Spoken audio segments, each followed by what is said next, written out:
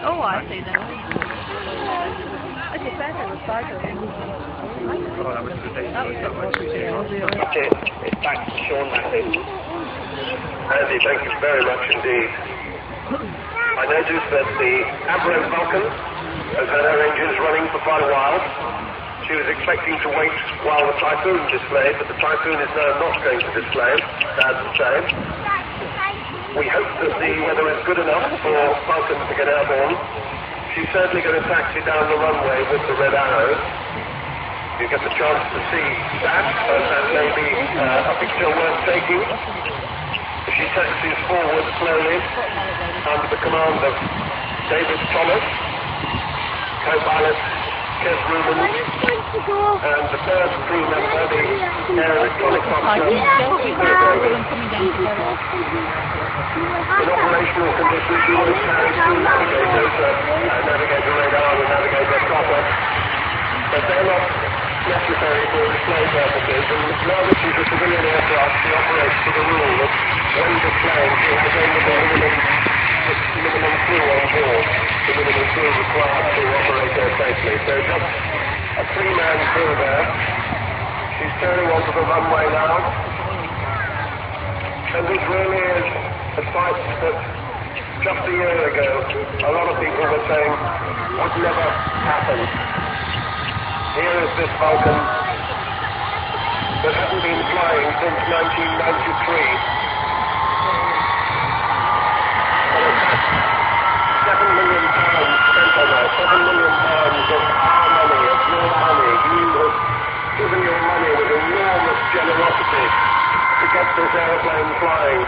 And Vulcan to the Sky Trust is really proud and honoured to be able to bring this aircraft back and give her back to you.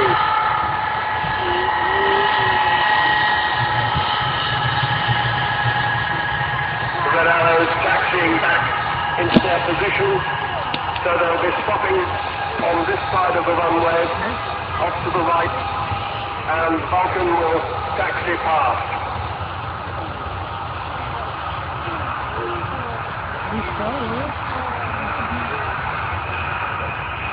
Vulcan, of course, a truly historic aeroplane. She represents the very best imaginative, thinking out of the box virtues of British aeronautical design and engineering.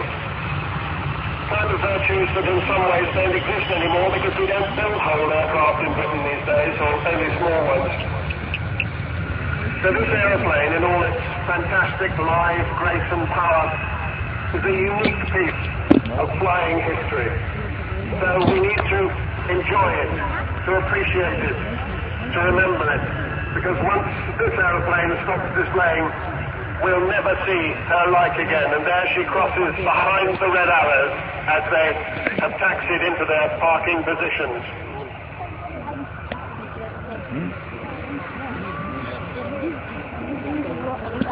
I was trying to record and hold my ears at the same time. This will be really noisy. Record-breaking audiences in the shows where she has performed. I'd let you be up in that, would you? Orchestra bomber Roy Chadwick. And when the prototype Vulcan, the AIRSHOW 698 tailless Delta first flew, it created an absolutely extraordinary reaction, which it's been doing ever since. After this if they don't get any money.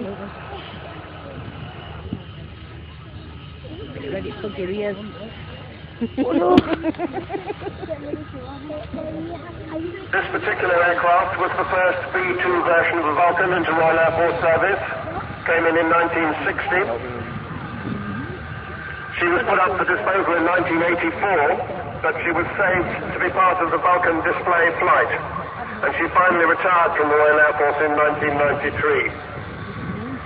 And when you see her go past, you'll see her colour scheme. She has the Lincoln coat of arms on the fin, plus the Panther's head of number 1 group on the nose.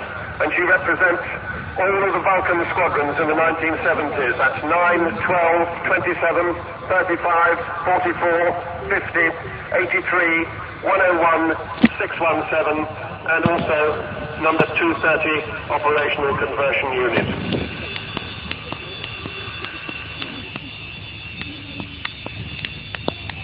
She started out, of course, as a nuclear bomber, part of Britain's deterrent, part of the policy of mutually assured destruction.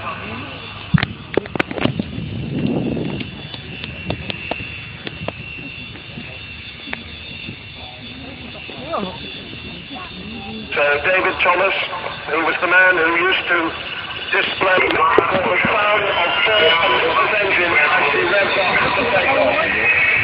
This is the most extraordinary sound. They said this couldn't be done.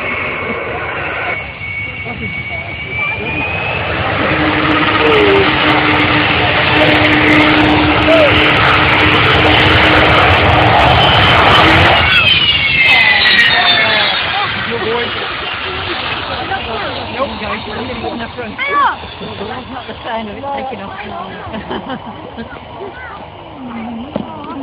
Building up.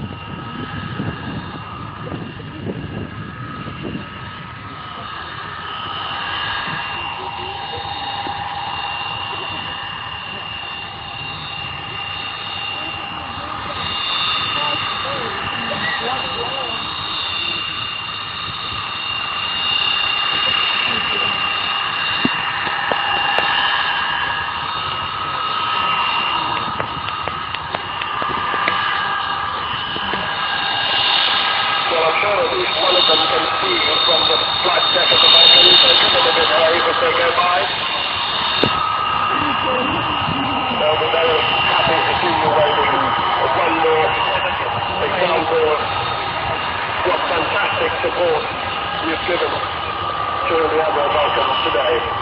So wave to Kev Rumans who's on this side, and probably Bill Davis as well.